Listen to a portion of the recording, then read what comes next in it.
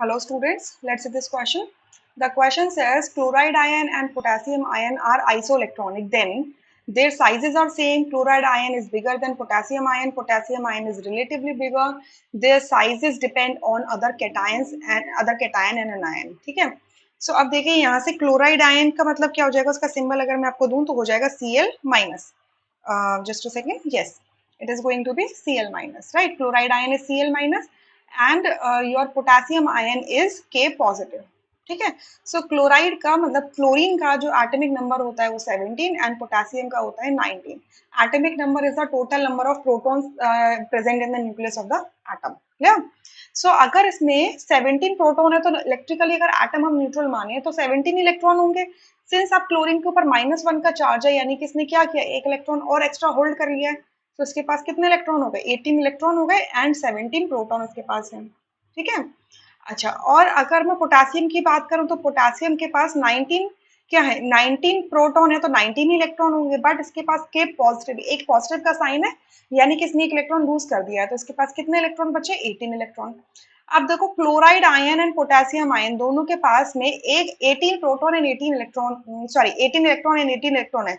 Chloride ion and potassium ion दोनों के पास सेम अमाउंट ऑफ इलेक्ट्रॉन है, टोटल इलेक्ट्रॉन काउंट सेम है. सो ये दोनों क्या हो गई, आइसोइलेक्ट्रॉनिक स्पीशीज हो गई. राइट. सो ये तो हमने प्रूव कर दिया. तो अब आइसोइलेक्ट्रॉनिक स्पीशीज में जो साइज होता है वो कैसे वेरी करता है. अगर यहाँ पे मैं प्रोटॉन बाय इलेक्ट्रॉन का रेशियो निकालूं तो यहाँ पर क्या हो जाएगा, प्रोटॉन कितने हैं 17 और इलेक्ट्रॉन कितने हैं 18. राइट. सो ये जो वैल्यू आएगी, इसकी जो वैल्यू आएगी it is going to be less than 1. ठीक है.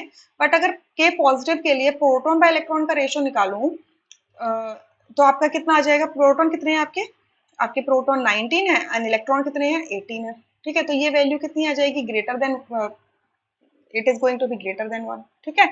इसका मतलब क्या है, देखो अगर पोटेशियम की वैल्यू, पोटेशियम आयन के लिए प्रोटॉन इस टू इलेक्ट्रॉन का जो काउंट है वो कितना आता है, ग्रेटर देन 1 आता है. यानी कि आपके एक इलेक्ट्रॉन पर एक से ज्यादा प्रोटॉन का न्यूक्लियर चार्ज इफेक्टिवली वर्क कर रहा है. मतलब न्यूक्लियर चार्ज मतलब अट्रैक्टिव फोर्स है, अट्रैक्टिव फोर्स है जो होल्ड करके रखती है वो ज्यादा एक्ट कर रही है.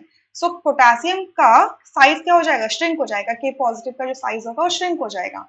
बट अगर क्लोराइड की बात करो तो यहाँ पर हर एक इलेक्ट्रॉन के ऊपर लेस देन 1 प्रोटॉन का न्यूक्लियर चार्ज अप्लाई होता है. यानी कि आपका जो इलेक्ट्रॉन क्लाउड है वो थोड़ा लूजली हेल्ड होगा जिस वजह से उसका साइज बड़ा हो जाएगा.